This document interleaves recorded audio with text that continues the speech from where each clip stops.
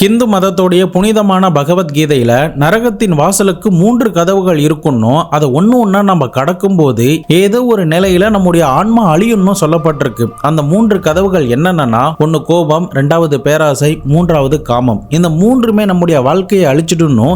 இந்த 3த்துல இருந்து விலகி இருந்தா மட்டும்தான் நம்ம வாழ்க்கையில நல்லா இருக்க முடியும் அப்படின்னு பகவத்கீதையில பகவான் கிருஷ்ணரால சொல்லப்பட்டிருக்கு. நாம இன்னைக்கு பார்க்க போற கேஸ்லயுமே அந்த 3 கதவுகளையும் திறந்து அதனால ஏற்படுத்தின விளைவுகளால ஒரு உயிரே பலியாகி இருந்திருக்கு.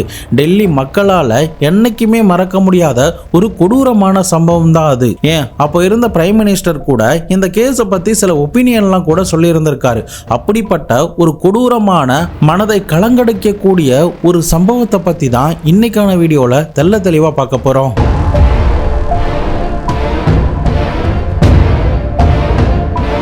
அது சரியா 1995 காலகட்டம். இப்போ இருக்கிற மாதிரி எந்த ஒரு ஆரவாரமும் பரபரப்பும் இல்லாத ஒரு டெல்லி அது. அப்படிப்பட்ட அந்த டெல்லியில தான் சரியா ஜூலை 2, 1995 எப்போதும் போல வழக்கமான இயல்பான அமைதியான ஒரு இரவா தான் அந்த இரவு நகர்ந்துகிட்டு இருந்துச்சு. ஆனா அந்த இரவு தான் ஒரு கொடூர கதையை சைலண்டா எழுதிக்கிட்டு இருந்த ஒரு இரவு.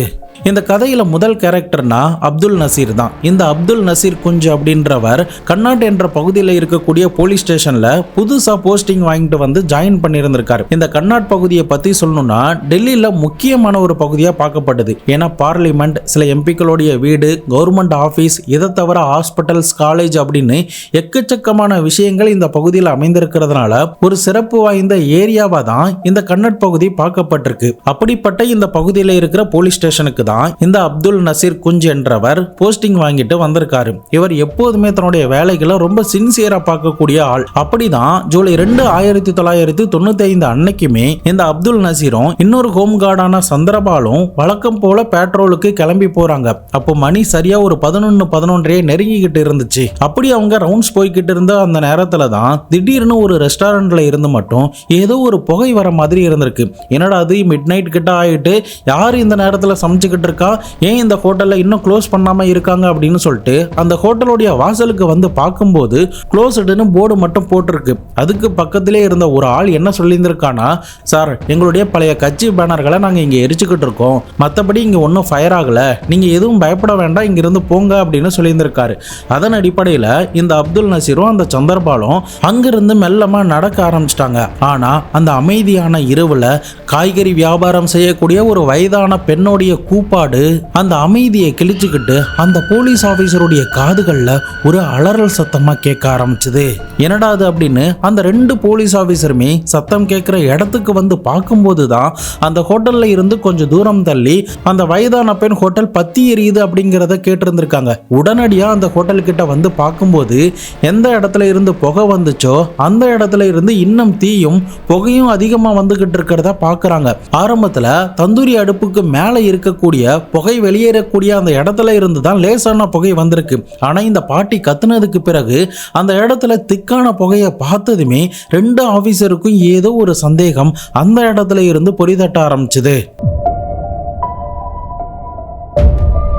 டெல்லியில அசோக் யாத்ரி நிவாஸ் காம்பவுண்டுக்குள்ள இருக்கிற இந்த பாக்கியா ஹோட்டல் தந்தூரிக்கும் பார்பிக்யூக்கும் பேர் போன ஒரு ஓப்பன் ஏர் ரெஸ்டாரண்ட். இந்த ஓப்பன் ஏர் ரெஸ்டாரண்ட பத்தி சொல்லணும்னா இந்த ரெஸ்டாரண்ட்ல எந்த ஒரு ரூஃபோ எந்த ஒரு வாலும் கிடையாது. அதுக்கு பதிலா ஓப்பனா செட்டிங் ஏரியா மாதிரி அமைக்கப்பட்டு அந்த ஏரியால இந்த ரெஸ்டாரண்ட் இருந்ததுனால அந்த ஏரியாவில் இருக்கிற மக்கள் கிட்ட இந்த பாக்கியா ரெஸ்டாரண்ட் ரொம்பவே பிரபலமா இருந்துச்சு.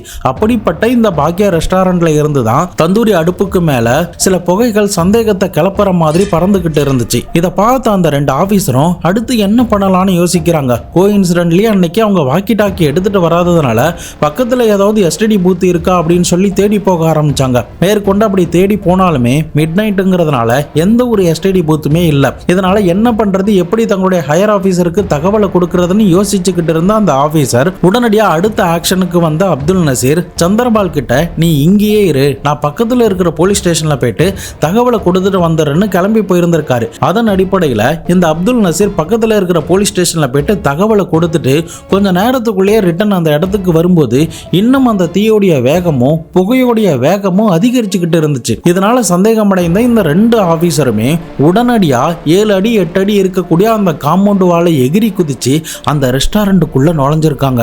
அப்படி நுழைஞ்சு அவங்க ஒரு இடத்துல பார்க்கும்போது தான் ஒரு ஆள் தந்தூரி அடுப்பு கிட்ட மரக்கட்டைகளை வெட்டி போட்டு அது மேல வெண்ணெயெல்லாம் ஊத்தி அதிகமா புகையையும் நெருப்பையும் மூட்டிக்கிட்டு இருக்கான் அப்படிங்கிறத பார்த்திருக்காங்க. இதை பார்த்த அந்த 2 ஆபீசர் உடனடியா அந்த ஆள் கிட்ட போயிட்டு எதுக்காக இரவு நேரத்துல இந்த மாதிரி கொளுத்திக்கிட்டு இருக்க, வேற எங்கேயாவது ஃபயர் ஆயிடுச்சுன்னா என்ன பண்றது அப்படின்னு கேட்குறாங்க. அப்போ அந்த ஆள் என்ன சொல்றான்னா, சார் இது வெறும் சாதாரண எங்க கட்சியோடைய பேனர் தான், நான் காங்கிரஸ் கட்சியில இருக்கேன், பழைய பேனரை தான் நாங்க எரிச்சுக்கிட்டு இருக்கோம், நான் தந்தூரி அடுப்புக்குள்ள போட்டு தான் எரிக்கிறதுனால ஹோட்டல்ல எந்த இடத்துக்கும் இது பரவறதுக்கு சான்ஸ் கிடையாது, நீங்க இதை பத்தி ஒரி பண்ணிக்க வேணாம், இங்கிருந்து கிளம்புங்க அப்படின்னு சொல்லி இருந்திருக்காங்க. ஸோ அந்த 2 ஆபீசருமே அந்த நேரத்தில் என்ன நினைக்கிறாங்க, ஏற்கனவே கேட்ல இருந்தவரும் அதே தான் சொன்னாரு, இப்போ இந்த தந்தூரி அடுப்புல இருந்து எரிச்சுக்கிட்டு இருக்கிற ஆளும் அதே தான் சொல்றாரு அப்படிங்கிறதுனால முழுவதுமா அந்த 2 பேர் சொல்றதை நம்பி அங்கிருந்து நகரலாம் அப்படின்னு நினைக்கும் போது தான் அந்த தந்தூரி அடுப்புல இருந்து வந்த புகையும் ஒரு ஸ்ட்ரேஞ்சான ஸ்மெல் மட்டும் என்னை தோண்டி பாரு என்னை கிளறி பாரு அப்படின்னு சொன்ன மாதிரி அந்த ஆபீசருக்கு இருந்துச்சு. இதனால சந்தேகமான அந்த 2 ஆபீசர் அதுக்குள்ள எண்ணத்தை போட்டு எரிச்சிருக்காங்க அப்படிங்கிறத பார்க்க போகும்போதே இன்னும் சில ஆபீசர் சம்பவ இடத்துக்கு வந்திருக்காங்க. அதுக்கப்புறம் மேலே எங்கேயாவது பரவிடுச்சோ அப்படின்னு சொல்லிட்டு சில போலீஸ் ஆபீசர் அந்த ரெஸ்டாரண்டோடைய ஃபர்ஸ்ட் ஃப்ளோருக்கு போயிட்டு செக் பண்ணி பார்க்குறாங்க. பட் அப்படி செக் பண்ணி பார்த்துட்டு ரிட்டர்ன் வரும்போது கீழே தந்தூரி அடுப்பு கிட்ட எரிச்சுக்கிட்டு இருந்த அந்த நபர் மட்டும் தான் இருக்காரே தவிர அவருக்கு பின்னாடி போலீஸ் வந்த நேரத்தில் இருந்த நபர் மிஸ் ஆகி போயிருந்திருக்காரு. இதை நோட் பண்ண போலீஸ் அதிகாரிகள் அந்த தந்தூரி அடுப்பு கிட்ட எரித்து கொண்டிருந்த ஆள் கிட்ட போயிட்டு விசாரணை பண்ணும்போது அவன் அந்த ஹோட்டலுடைய மேனேஜரான கேசவகுமார் அப்படிங்கிறது தெரிய வருது. உடனடியாக கேசவகுமார் கிட்ட போலீஸ் விசாரிக்கிறாங்க. அப்போ மறுபடியுமே அவன் இந்த ஸ்டேட்மெண்ட்டே தான் சொல்லிக்கிட்டு இருக்கான். இதனால சந்தேகமான இந்த அப்துல் நசீர் உடனடியா பக்கத்துல இருக்கிற வாளியில தண்ணியை பிடிச்சிட்டு வந்து அந்த தந்தூரி அடுப்பை அணைச்சிட்டு அதுக்குள்ள பார்க்கும்போது தான் அவருடைய வாழ்க்கையில மறக்கவே முடியாத ஒரு கொடூரமான ஒரு காட்சியை அந்த இடத்துல பார்த்திருக்காரு.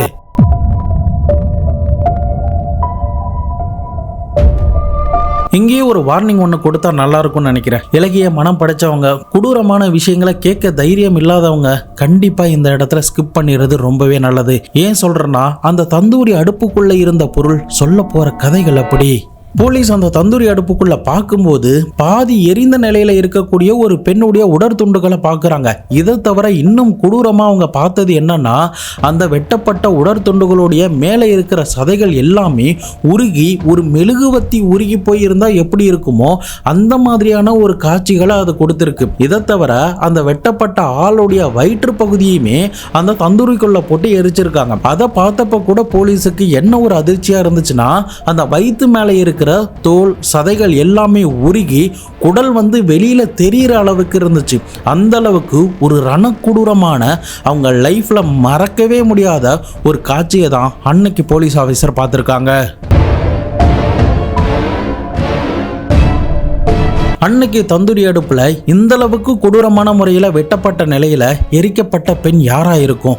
இவங்களை இந்த மாதிரி எரிப்பதற்கு காரணம் என்ன? அப்படி அவங்க என்னதான் தப்பு பண்ணாங்க? போலீஸ் அதிகாரிகள் அதை கண்டுபிடிச்சாங்களா இல்லையா? ஒட்டுமொத்த டெல்லியுமே தூங்க விடாம செஞ்ச ஒரு கொடூரமான மிருகத்தனமான அரக்கத்தனமான ஒரு சம்பவத்தை பத்தி தான் இன்னைக்கான வீடியோல தெள்ள தெளிவா அலசி ஆராய போறோம். இந்த கேஸை பத்தி நீங்க மற்ற சேனல்ல பார்த்து இருந்தாலுமே எனக்காக இந்த வீடியோவை பாருங்க. கண்டிப்பா ஒரு சினிமா படம் பார்த்த ஃபீலை இந்த வீடியோ கொடுக்கும். நான் உங்கள் Babu Shankar and welcome to Babu Shankar files.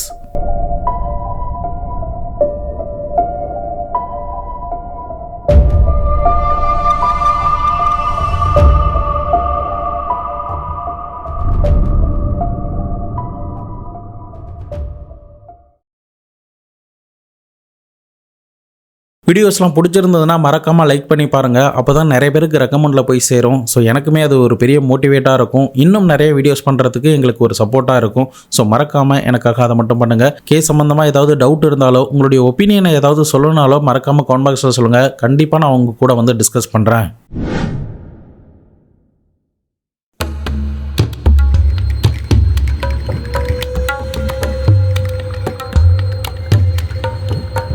Tandoori அடுப்புல இருந்த காட்சிகளை பார்த்து அரண்டு போன போலீஸ் உடனடியா தங்களுடைய ஹையர் ஆபீசருக்கு தகவலை கொடுக்கறாங்க. அதன் அடிப்படையில் அந்த ஏரியாவுடைய ஹையர் போலீஸ் ஆபீசர் எல்லாமே சம்பவ இடத்துக்கு வந்து நேரில் பார்வையிட்டு இருக்காங்க. அதே சமயம் ஃபாரன்சிக் ஆபீசரையும் வர வச்சு அந்த இடத்தை கம்ப்ளீட்டா சோதனை பண்ணி தந்தூரி அடுப்புக்குள்ள இருக்கிற அந்த பிரேதங்கள் எல்லாம் எடுத்து போஸ்ட்மார்ட்டத்துக்கு அனுப்பி வைக்கிறாங்க. இன்னொரு பக்கம் அந்த ரெஸ்டாரண்ட்ல தொடர்ந்து விசாரணை பண்ணும்போது இந்த உடற்துண்டுகளை தவிர ஒரு செட்டு கொலுசு, ஒரு பிளாக் கலர் பாலித்தீன் கவர், அதுலயுமே ரத்த கரையோட தான் இருக்கு. இன்னொரு பக்கம் இந்த கைது செய்யப்பட்ட அந்த ஹோட்டலுடைய மேனேஜரான கேசவகுமாரோடைய சட்டை, அந்த சட்டையுமே ரத்த கரையா தான் இருந்திருக்கு. ஸோ இந்த எல்லாத்தையுமே மீட்டெடுத்து இறந்து போன அந்த வெட்டப்பட்ட உடற்துண்டுகள்ல இருக்கிற ரத்தமும் கிடைச்ச பொருட்கள் மேல இருந்த ரத்த கரையும் ஒன்னா அப்படிங்கிறத செக் பண்றதுக்கு லேபுக்கு அனுப்பி வைக்கிறாங்க. அட் த சேம் டைம் அந்த நேரத்தில் வந்து வெட்டப்பட்ட அந்த உடல்கள் ஆனா பெண்ணாங்கிறது சரியா அவங்களுக்கு தெரியல. அந்த ப்ராசஸ்லுமே இறங்கி பார்த்ததுக்கு பிறகுதான் அது ஒரு பெண் அப்படிங்கிறதையே உறுதிப்படுத்தினாங்க. தொடர்ந்து அந்த ஹோட்டல்ல வேலை பார்த்த ஸ்டாஃப் கிட்ட போலீஸ் விசாரணை பண்ணப்போ முதல் நாள் இரவு சீக்கிரமாவே எங்களை வந்து மேனேஜர் அனுப்பிட்டதாகவும், நாங்க எப்போதுமே வழக்கம் போல இந்த ஹோட்டல்ல தான் சாப்பிடுவோம், ஆனா அன்றைய தினம் அந்த இரவு டின்னரை எங்களை சாப்பிட விடாம எங்களுக்கு பணம் கொடுத்து வெளியில போய் சாப்பிட்டுக்க சொல்லிட்டாங்க. அதனால நாங்க சீக்கிரமாவே கிளம்பிட்டோம், எங்களுக்கு எதுவுமே தெரியாது அப்படின்னு சொல்லியிருந்திருக்காங்க. இன்னொரு பக்கம் போலீஸ் வந்து இந்த கேசவகுமார் கிட்ட விசாரணை பண்ணும்போது அவங்க கிட்ட இருந்து மறுபடியுமே அந்த பழைய கதைகள் தான் வந்துகிட்டே இருக்கே தவிர உண்மையா அந்த இடத்துல என்ன நடந்துச்சு அப்படிங்கிறது ஆரம்பத்துல வரவே இல்லை. தொடர்ந்து போலீஸ் அதிகாரிகள் கேசவகுமாரை அவங்களுடைய ஸ்டைல விசாரிக்க ஆரம்பிச்சாங்க. அப்படி விசாரிச்சப்போ போலீஸ் ஆரம்பத்துல ஃபர்ஸ்ட் டைமா அந்த தந்தூரி அடுப்பு கிட்ட வந்து பார்த்தாங்கல்ல, அந்த நேரத்துல இந்த கேசவகுமாருக்கு பின்னாடி இன்னொரு ஆளு நின்னா காணாம போயிட்டான்னு சொன்னாங்கல்ல, அதை நோட் பண்ணி இருந்த போலீஸ் அந்த ஆள் யாரு அப்படின்னு சொல்லி விசாரிக்கிறாங்க. அப்படி விசாரணை பண்ணும்போது அந்த ஆளுடைய பெயர் சுசில் சர்மா அப்படிங்கிறது தெரிய வருது. இப்போ அந்த ஹோட்டல் ஸ்டாஃப் எல்லாம் விசாரணை பண்ணப்போ இந்த சுசில் குமார் வரலங்கிறதும் தெரிய வந்துச்சு. இதனால அந்த சுசில் குமாரை தீவிரமா தேட ஆரம்பிச்சாங்க. அப்படி பல இடங்கள்ல தேடி பார்த்ததுல இறுதியா 6 நாட்கள் கழித்து ஜெய்ப்பூர், ஹைதராபாத், சென்னை அப்படின்னு பல இடங்கள்ல தலைமறைவா இருந்து இறுதியா பெங்களூர்ல ஜூலை 10, 1995 பாக்கியா ரெஸ்டாரண்டோடைய ஓனரான இந்த சுசில் குமாரை போலீஸ் அதிகாரிகள் கைது பண்றாங்க. எஸ், இந்த சுசில் குமார் அந்த ரெஸ்டாரண்டோடைய ஓனர், இந்த கேசவகுமார் அந்த ரெஸ்டாரண்டோடைய மேனேஜர்.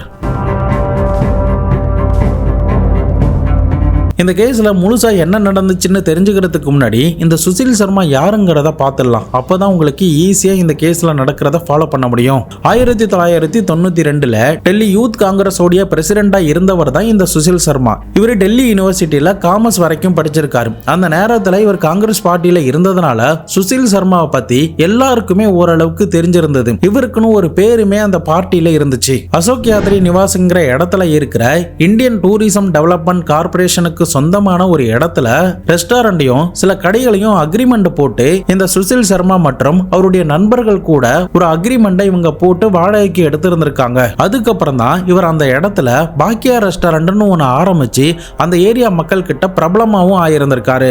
தொடர்ந்து கைது செய்யப்பட்ட சுசில் சர்மா கிட்ட விசாரணை பண்ணப்போ அவருக்கும் இறந்து போனவங்களுக்கும் என்ன சம்பந்தம் அப்படிங்கிறத டீட்டெயிலா கண்ணீர் மல்கா சொல்லியிருந்திருக்காரு. அது என்ன, அந்த பெண் யார் அப்படிங்கிறத இப்போ நம்ம பார்க்கலாம்.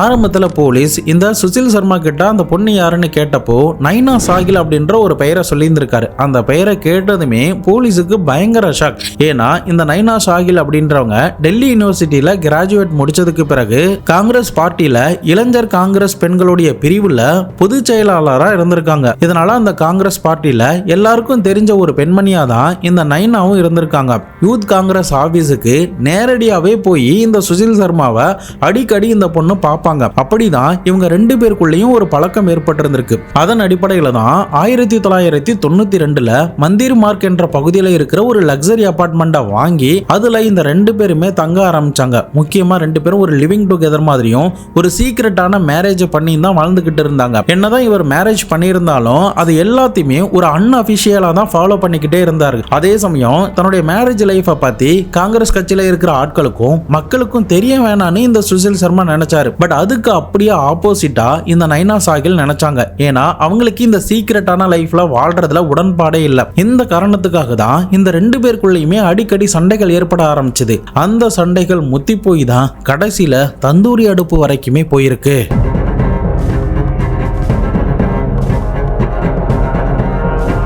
பட் நாட்கள் நகர நகர தான் கல்யாணம் பண்ணி இருக்கிறது வெளியில தெரிஞ்சிருமோன்னு சொல்லிட்டு இந்த நைனாவை முழுவதுமா இவன் கண்ட்ரோல் பண்ண ஆரம்பிச்சான். அந்த பொண்ணை வெளியில விடாம வீட்டுக்குள்ளேயே அடைச்சி வச்சு எங்கேயுமே போக விடாம சித்திரவதைகளை கொடுக்க ஆரம்பிச்சான். ரெண்டு பேருக்குள்ளேயும் இன்னும் சண்டைகள் அதிகரிச்சுக்கிட்டே தான் போகுது. இந்த காரணத்தினாலதான் இந்த சுசில் சர்மாவை விட்டு பிரிஞ்சு ஆஸ்திரேலியாவில் போயிட்டு செட்டில் ஆகிடலாம் அப்படின்னு இந்த நைனா நினைக்கிறாங்க. அதன் அடிப்படையில் அவங்க வேலை பார்த்தா அதே பொலிட்டிக்கல் பார்ட்டியில இருக்கக்கூடிய கரீம் என்ற நபருடைய உதவியோட இந்த விசா ப்ராசஸ் சம்பந்தமான வேலைகள்ல ஈடுபட ஆரம்பிச்சாங்க.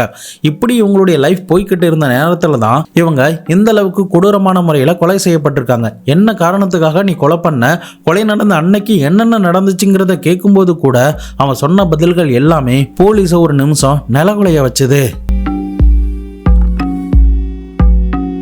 சம்பவம் நடந்த நாளான ஜூலை 2, 1995 அன்னைக்கு மந்திர் மார்க்கில் இருக்கிற அவருடைய அபார்ட்மெண்ட்டுக்கு இந்த சுசில் சர்மா வந்திருக்காரு. அந்த நேரத்தில் இந்த நைனா சாகில் யாருக்கிட்டயோ போன்ல பேசிக்கிட்டு இருக்காங்க. சுசில் அந்த இடத்துல யதார்த்தமா வந்து பார்த்ததும் உடனடியாக அந்த போனை கட் பண்ணிட்டு கீழே வச்சிடறாங்க. இதை பார்த்து கடுப்பான சுசில் போனை பிடுங்கி இமிடியேட்டா ரீடயல் பண்ண ஆரம்பிச்சாரு. அப்படி பண்ணும்போது தான் எதிர்முனையில கரீம் பேசியிருக்காரு. கரீம் கூட நைனாவுக்கு அஃபேர் இருக்கும் அப்படின்னு நினைச்சு பயங்கரமா சந்தேகப்பட்டு சண்டை போட ஆரம்பிச்சாரு. ஆல்ரெடி அவங்களுடைய கல்யாண வாழ்க்கை கசந்து போயிருந்தாலும் இந்த விஷயம் சுசிலை இன்னமுமே ட்ரிகர் பண்ண ஆரம்பிச்சது. அதனால கோபத்தோடைய உச்சிக்கே போன சுசில் சர்மா என்ன பண்றதுன்னு தெரியாம தான் லைசன்ஸோட வச்சிருக்கிற துப்பாக்கி எடுத்து அந்த பொண்ணை நோக்கி 3 தோட்டாக்களை பாய்ச்சிருந்திருக்கான். ஒரு தோட்டா அவங்களுடைய தலையிலையும், இன்னொரு தோட்டா அவங்களுடைய கழுத்துலையும், இன்னொரு தோட்டா அவங்க நின்று கொண்டிருந்த இடத்துக்கு பின்னாடி இருந்த ஏசி மேலையும் பட்டிருக்கு. வலி தாங்க முடியாம துடிச்சு அந்த இடத்துலயே சாய ஆரம்பிச்சாங்க. பட் அந்த நேரம் ஞாயிற்றுக்கிழமைங்கிறதுனாலையும் அக்கம் பக்கத்தில் இருந்த அபார்ட்மெண்ட்லயும் ஆரவாரமா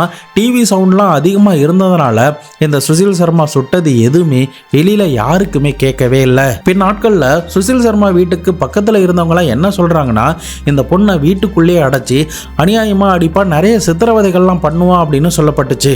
பட் நைனாவை சுட்டதுக்கு பிறகு நம்ம எவ்வளவு பெரிய காரியம் பண்ணிட்டோம் அப்படிங்கிறதே ரியலைஸ் பண்ண ஆரம்பிச்சான். இதனால என்ன பண்ணலாம், இதனால எப்படி இதுல இருந்து தப்பிக்கலாம் அப்படிங்கிறது மட்டும்தான் அடுத்தது அவனுடைய மைண்ட்ல ஓட ஆரம்பிச்சது. போலீஸ்ல போயிட்டு சரண்டர் ஆகிறதுக்குலாம் அவனுக்கு விருப்பமே கிடையாது. இதனால வெளியில வந்து நம்ம சுட்டது யாருக்காவது கேட்டுருச்சா, யாராவது பார்த்துட்டாங்களா அப்படின்னு கூட நினைச்சிருக்காரு. பட் யாருமே பார்க்கல, யாருக்கும் எந்த சந்தேகமும் வரல அப்படிங்கிறது தெரிஞ்சதுக்கு பிறகுதான் அந்த வீட்டை பக்காவா கிளீன் பண்ணியிருக்கான்.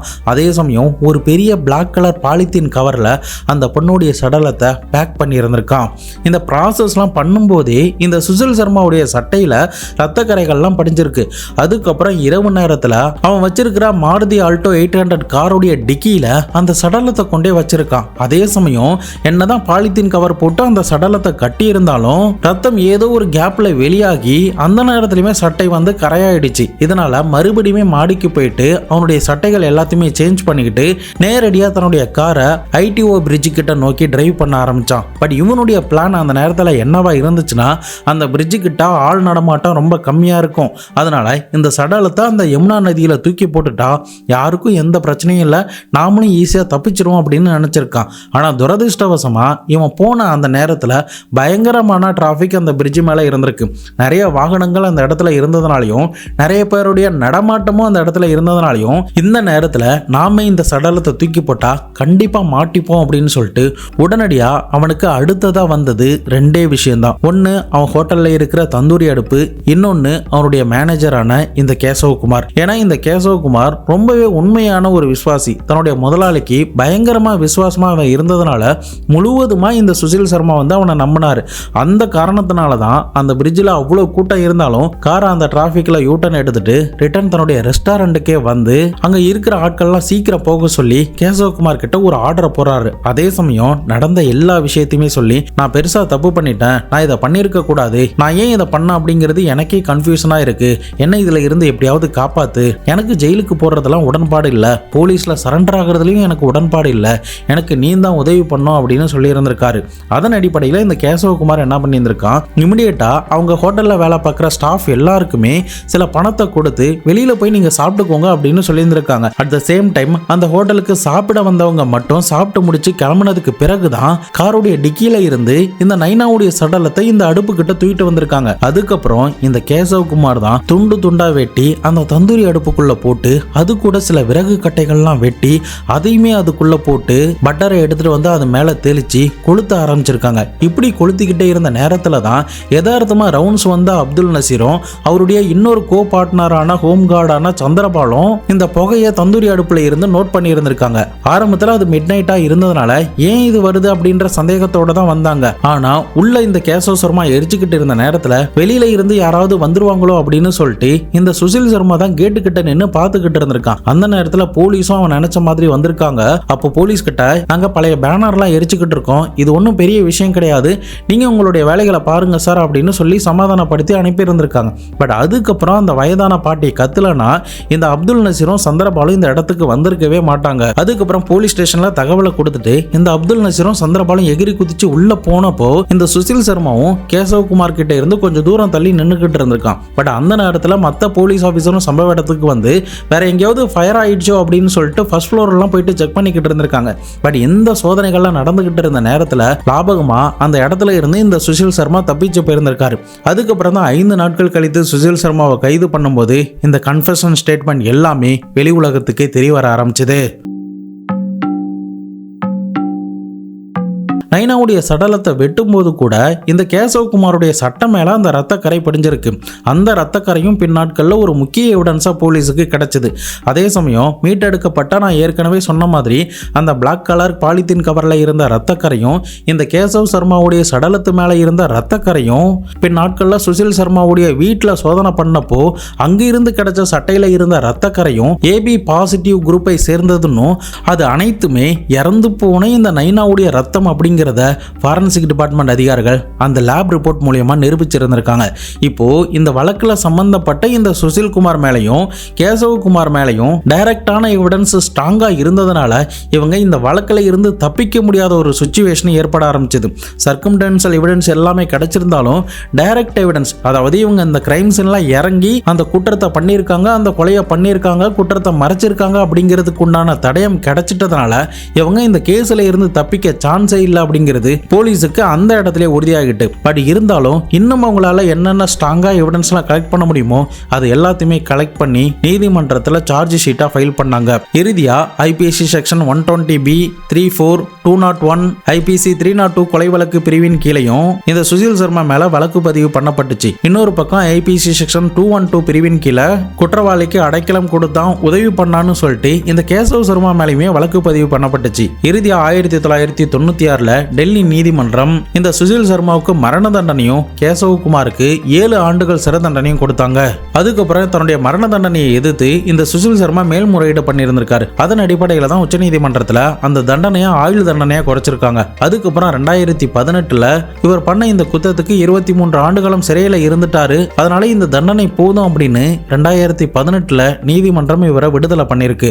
அதுக்கப்புறம் என்டிடிவில கொடுத்த ஒரு பேட்டியில கூட நான் ஏன் இந்த கொலையை பண்ணேன்னு தெரியல, அதை நினைச்சு நான் ரொம்பவே வருத்தப்படுறேன் அப்படின்னு அந்த பேட்டியில இதை சொல்லியிருந்திருக்காரு. பட் நான் இதை ஒரு நல்ல விஷயமா தான் பார்க்குறேன். என்னைக்குமே மனுஷன் கோபத்தில் ஒரு முடிவு எடுக்கிறான் தான், ஆனால் அது தப்பு அப்படிங்கிறத அவன் ரியலைஸ் பண்ணி ஃபீல் பண்ணி அதை உணர்ந்திருக்கானா கண்டிப்பாக அவனை நாமளுமே மன்னிச்சு வாழட்டும்னு விடுறது ரொம்பவே நல்லது தான். 66 வயசான இந்த சுசில் குமார் தன்னுடைய அம்மா கூட டெல்லியில் வாழ்ந்துகிட்டு இருக்காரு. எந்த ஒரு காதலும் வன்முறையை விரும்புறதே கிடையாது. அப்படி வன்முறை நடந்து ஒரு உயிரை பறிக்கிறது காதலே கிடையாது. இந்த சுசில் சர்மா மற்றும் நைனாவுடைய வழக்குல தேவையில்லாத பொசசிவ்னஸும் ஒரு கோபமும் அவனுடைய வாழ்க்கையை எப்படி புரட்டி போட்டிருக்குன்னு பாருங்க. இந்த சுசில் சர்மா பண்ணதுமே பெரிய தப்பு. ஏன்னா அந்த பொண்ணு தன்னுடைய ஆப்போசிட் ஜெண்டர் கிட்ட பேசுறான், அந்த பையன் கூட அஃபேர்ல வச்சிருக்கான் அப்படின்னு இவனாவே சந்தேகப்பட்டதெல்லாம் சரிதான்.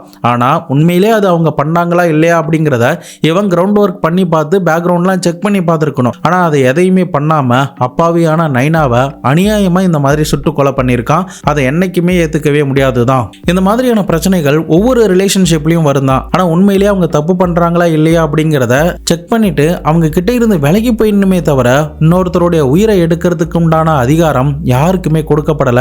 அதனால ஒரு முட்டாள்தனமான செயல்கள்ல யாருமே இறங்கிடாதீங்க.